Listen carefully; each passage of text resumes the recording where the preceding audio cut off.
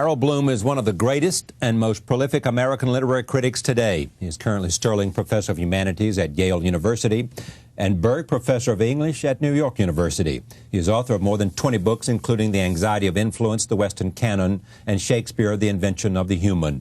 In his most recent book, How to Read and Why, he stresses the importance of reading as a form of personal pleasure and essential to the discovery of self. I am pleased to have him here on his 70th birthday. Happy birthday. Thank you, Charles. How do you feel? See, first of all, I love you calling me Charles because, I mean, it so thrills me, I can't tell you. I could go the rest of my life and everybody could call me Charles and I'd be happy. Like everybody else who turned 70, I am delighted to be here when one considers all the alternatives. That's right. Who first wrote that? Was it Twain or somebody? I think, well, Twain uses it, but it goes further back than that. It must be as old as humankind. So people say, why is Harold Bloom, this great literary critic who writes about Shakespeare and ages of influence and lots of other things, why is he telling us how to read a book? Well, we have reached... Sounds like a self-help primer. Well, there is a self-help aspect to it, I'm glad to say. I mean, usually self-help books are pretty ghastly, right, as we all know, just as inspirational books, as publishers call them, are pretty awful. But I hope this redeems both modes to some degree.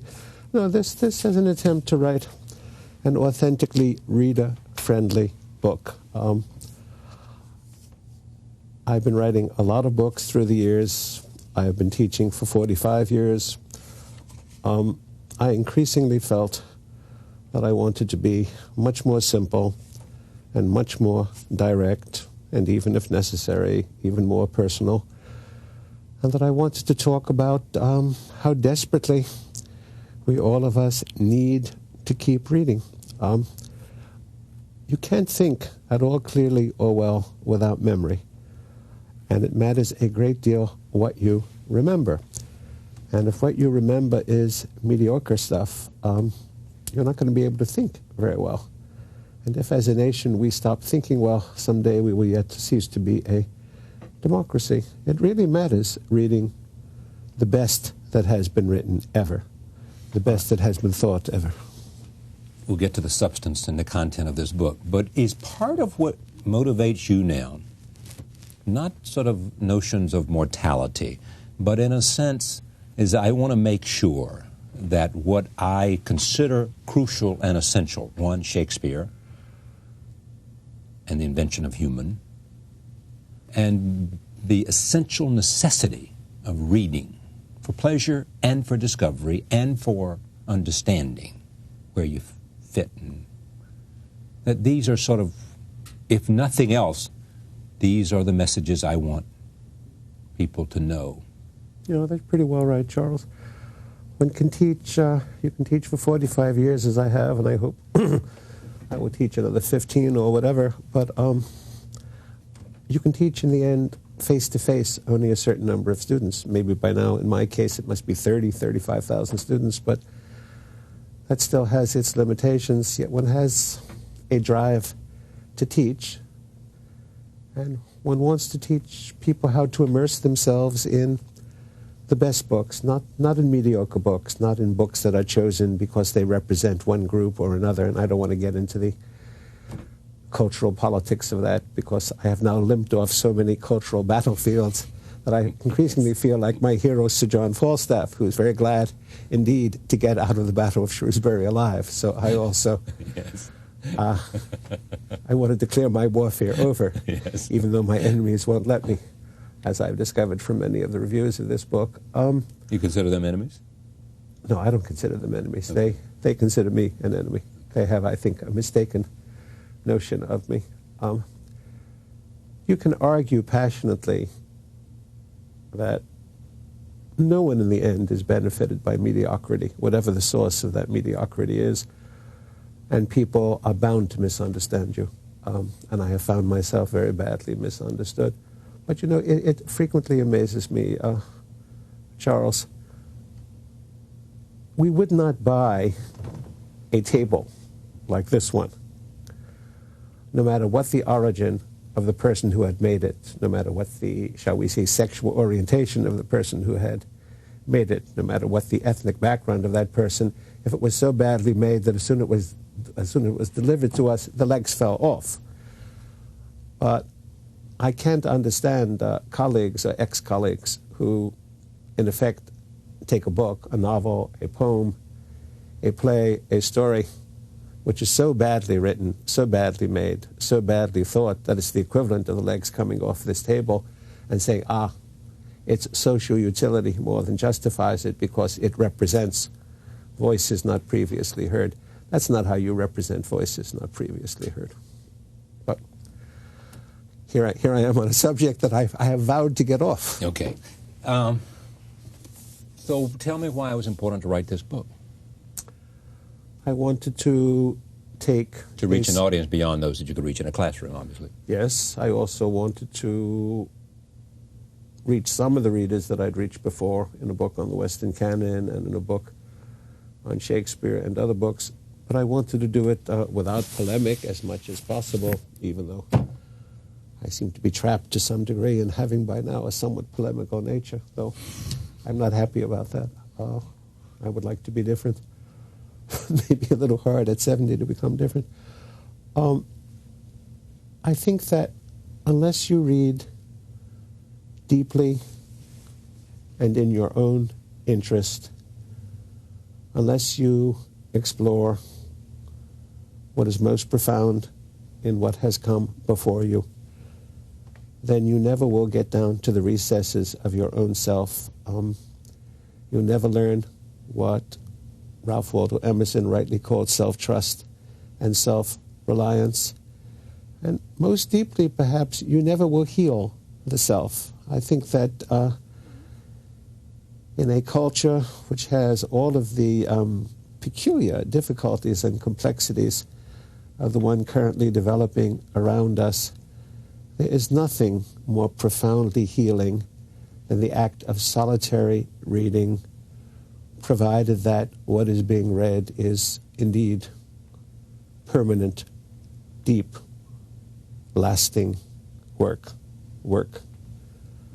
that calls for all of your faculties in response, work that calls you out of your own deep, as it were, work that transforms you, work, that is to say, Shakespeare, Dante, Dickens, Jane Austen.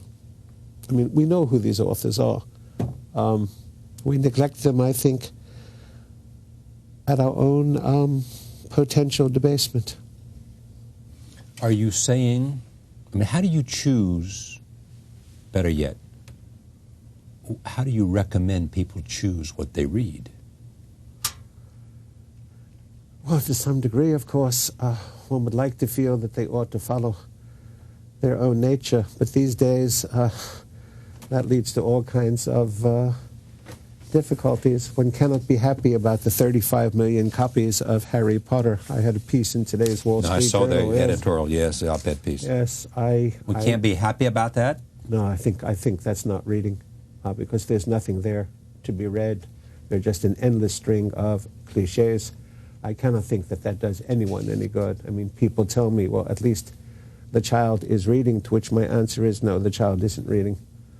That's not The Wind in the Willows. That's not Through the Looking Glass. That's not Charlotte's Web by E.B. White or James Thurber's The 13 Clocks. That's not really children's literature. It's really just slop. And I do not think it does anyone any good at all. Okay, but then what are you saying? I mean, are millions and millions and millions of people wrong? I'm afraid so. You know, and are they, why do you think they believe and desperately want to get this book? I mean, they're being overwhelmed at Amazon.com. Yes, I know, Charles, but a lot of that is fashion, of course. You know, a lot of that is... You read it because somebody else is reading it, or you read it because you think it's the thing to do, or you read it because it's the current thing? It is the current thing, yes, it is a fashion. It's a period piece, a whole series of period pieces. The history of reading is strewn with a vast dustbin of period pieces, and in 5 or 6 years, these will be period pieces also. They will be of interest to sociologists. They will not, the people who read them will not be able to remember what they read. How was Dickens treated when he wrote? Oh, Dickens, when he wrote. when he wrote, was immensely popular, as Shakespeare was immensely popular as a playwright. Dickens had a vast kind of an audience. But come, Charles, we are both aware that there has been a tremendous debasement of popular taste. There has been a tremendous failure in education in the English-speaking world. Even my best undergraduates at Yale, and they are as gifted as any undergraduates I've taught at Yale, nevertheless come into my classroom having read remarkably little compared to... So what's happened to us that gives us that kind of society in which people of the best young minds have not read well? The screen. Television screen, movie screen. The television screen, the movie screen, and now overwhelmingly Internet the computer screen, and yes, in particular, the great gray ocean of the Internet, which frightens me deeply, because if young people go into or onto, whatever the proper terminology is, since I'm a dinosaur and know nothing about the Internet, but I know just enough about it to know that to differentiate between something in that vast and endless floating sea of stuff, to have the... go on. No, you finish, because I just got a point. You need some education. You need some cognitive, that is to say, intellectual standards. You need some sense of what aesthetic value is or is not. Okay, my point I was going to make with you is one that you just essentially expressed, which is the notion that the development of a mind is the act of giving yourself the possibility to choose, you know. And if you take something like the Internet, which I love and adore, you know, we ought to be able to choose that which we enjoy, which provides new windows for us in a very interesting way. But Charles, and therefore it should not be dismissed as something that is turning us into a nation of illiterates. Wait, you partly misconstrue what I have said, okay. Charles. You were not educated by the Internet. No, I wasn't. Your standards of taste and judgment were formed before the Internet was available yes, indeed. To you. You therefore represent a somewhat different phenomenon than the one of which I speak. So you are saying that those people today, those young people who come to Yale, you know, never developed because of all these alternatives, an education that they may have received through readings which would enable them to make better choices and to make better use of this very quality mind they have. Some of them developed, but even some of the best simply have not read enough. Reading is in the end, even though one doesn't want to discourage reading groups which do good work, but reading is in the end a solitary activity, you know. Yeah. You're not really learning, I believe, how to speak to other people when you are deeply engaged in reading Shakespeare or deeply engaged in reading Dante or deeply engaged even in reading Cervantes. You're fundamentally learning how to speak to yourself. You're learning how to listen to yourself. You're learning the discipline of yourself. You are indeed in the act of discovering yourself. Some kind of preparation needs to be made before you have a young individual with the incredible, the endless range of the Internet coming at them all at once. I mean, they cannot just, as it were, surf endlessly. We none of us live forever. There's only so much time in the end to read. I mean, I remember that when I was getting into canonical arguments some years ago, I remember saying, and frequently making this point almost obsessively, that if we all basically lived, let us say, not 80 years, now that I'm 70, I will say at least 80, but 160, if in fact we could look forward to lifetimes twice our current length, I don't think I would ever have wanted to argue with anybody about canonical matters. I would have said there would be world enough in time in which people will find what is most worth finding. But our time is limited. We read against the clock. We read ultimately in the shadow of mortality. And I think it does matter immensely what you read and how you read it. Let me tell you what I think. I think it is the incumbents of people like you, and why you write this book, and teachers, to be able to break through, and I'm a romantic, as you know, and a dreamer, as you know, to be able to break through and open, by the quality of their teaching and the quality of their understanding, open these minds up to the richness of what you want to pour this best of civilizations into. I really do. I mean, I think it's incumbent on the way those of us in a position to teach, to instruct, to have that exposition, crucial that we be creative in opening it up. And I think that's what this is about. But you can't be pedantic and you can't be... Oh, I have been accused of many things, but not pedantic. I know, but I'm not accusing you of anything. I'm just saying, do you agree with me or not agree with me? No, Sort of I think I agree agree with you. You think you do? I think, well, there's an idealism in what you're saying. Of course. And I am moved by idealism and have some residual idealism in myself. But I think there are enormous obstacles now. I think that the tyranny of the visual is a frightening thing. That could be the title of your next book. No, I don't think so. The Tyranny of the Visual. No, I'm writing a book called Genius and Genius because I figure the next step is to defend the idea of individual genius itself and of potential genius. Why is it under attack? Oh, I think it's absurdly pushed aside. The idea of individual genius is absurdly pushed aside? I mean, don't we pay respect to that every day? The idea of individual genius? Perhaps the public to some degree does. Oh.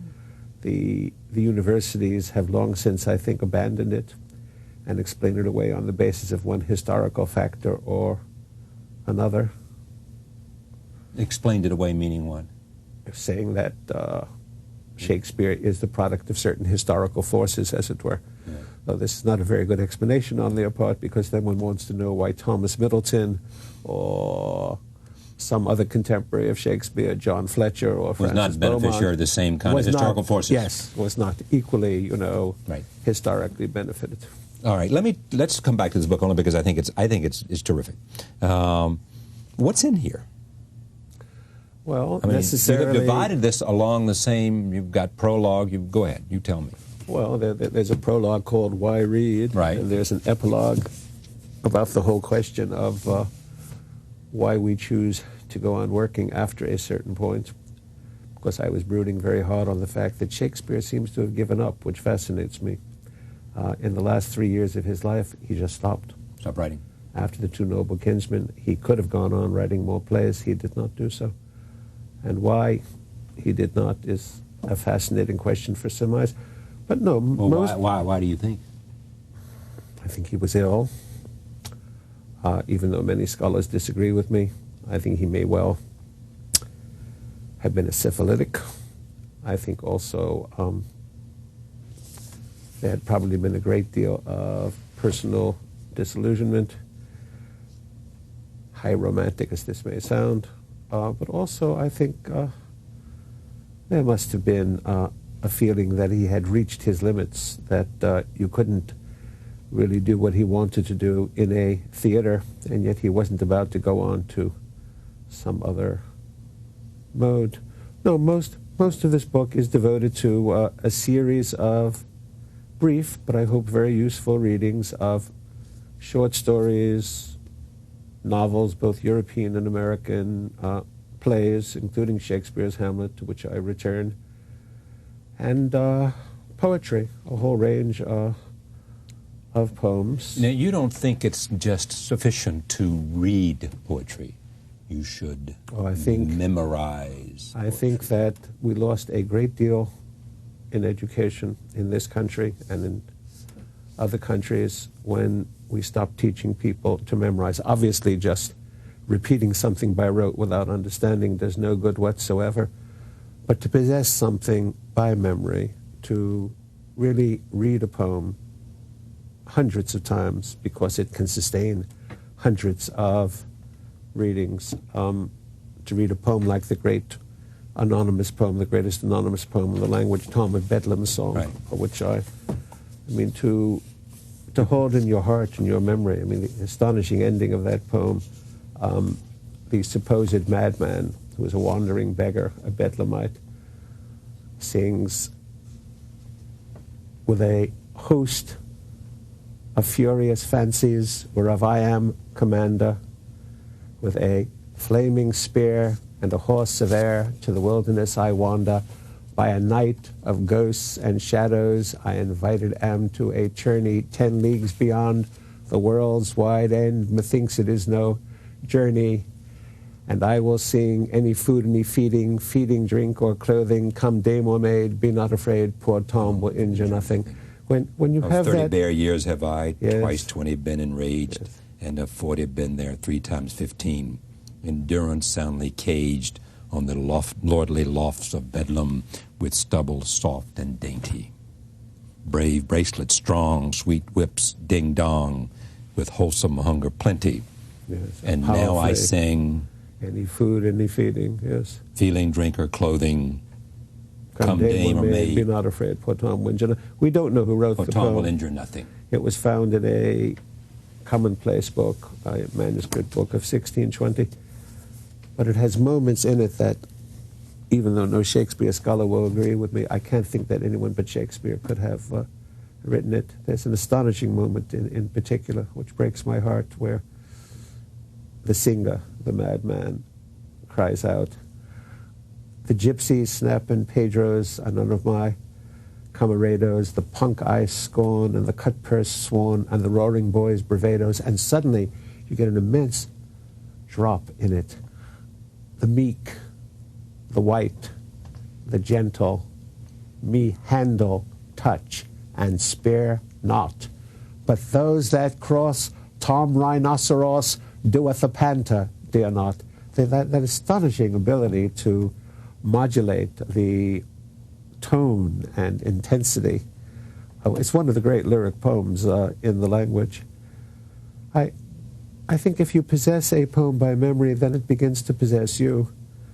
And you learn how to be alone with it. You learn it more and more deeply. It alters you, I think. It changes you. So I suppose, yes, I'm a great advocate of memorization. What poem do you think that will be in your heart when you draw your last breath? It's the very first poem that I quote in the book. It's a little poem by A.E. Housman, the very first line of which I find devastating. Into my heart an air, A-I-R, into my heart an air that kills. I mean, he means a snatch of song, but also he means indeed the air one breathes, and to say that kills one is shocking. Into my heart an air that kills from yon far country blows. What are those blue remembered hills? What farms, what spires are those? That is the land of lost content. I see it shining plain, the happy highways where I went and cannot go again. It's an immensely simple poem, but it's astonishingly profound. And it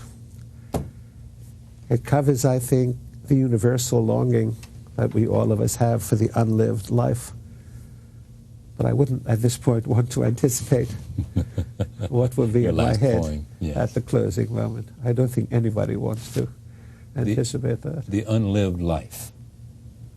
Well, the unlived life is perhaps one of the 4 or 5, one might risk saying, the 4 or 5 major reasons for great literature. Cervantes, in some deep sense, is giving one his own sense of the unlived life in the adventures of Don Quixote and Sancho Panza. Dante in the Commedia, an exile cut off from the life he would have liked to have been living in Florence, is certainly commemorating that as a kind of lost vision. Shakespeare we do not know, because we know nothing essential or crucial about his life. His inwardness is wholly concealed from us, but very difficult to read the later plays and not feel an immense sense of regret for a life that you haven't quite ever had. And I suppose it is almost the major burden of lyric poetry, again and again. There are, of course, those who fight it. The great monologue that I emphasize of Ulysses, the great dramatic monologue by Alfred Lord Tennyson, is someone who refuses Ulysses to contemplate an unlived life. He's gotten back to Ithaca, he's gotten back to Penelope, he's gotten back to his son, he's gotten back to his people, his hearth, and he is not content, as he says, almost with a grand fury in contempt of it. He says, as though to breathe were a life. That isn't what he wants at all. And indeed, it's a poem I find peculiarly moving because he speaks to his mariners who are going to go forth on this last outrageous voyage with him, in which they're going to reach the limits of the known world, and then they're going to plunge down forever. And he says, though much is taken, much abides. And though we are not now that which we were, that which we are, we are. Tremendous, tremendous pride in that. And he ends by crying out, to strive, to seek, to find, and not to yield. And I think Tennyson knows that his Ulysses is echoing Milton's Satan, crying out, and courage never to submit or yield. And what is else not to be overcome? That is to say, what matters provided you are not overcome? There is something profoundly selfish in Tennyson's Ulysses, and I think we are meant to hear that. He is based on Dante's Ulysses, who is down very deep in hell indeed as a false counselor. But the poem is powerful and ambivalent, and it, I suppose it appeals again to that frightening sense of the unlived life. We talked about Tennyson and Housman and Blake and Landor and Browning and Whitman and Emily Dickinson, popular ballads. Anonymous, we talked about Shakespeare, we mentioned John Milton in Paradise Lost, William Wordsworth, Coleridge, Shelley, and Keats. Then you go to novels from Cervantes to Stendhal to Austen to Dickens, Dostoevsky, James.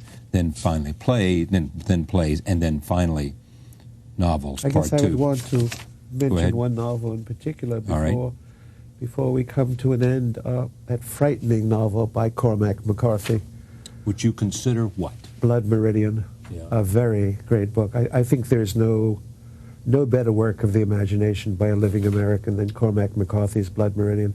It is a frightening slaughterhouse of a novel. It's based historically upon a ghastly exhibition of filibusters organized by both the Mexican and Texan governments back in 1849 to 50 to clear the way to the gold fields by literally massacring the entire Native American nations of the Southwest. And this scandalous and historically based, this scandalous expedition sets forth, headed by a murderous fellow named Glanton, and presided over by a spiritual genius who's a sort of maniac named Judge Holden, who's a giant 7-foot white albino.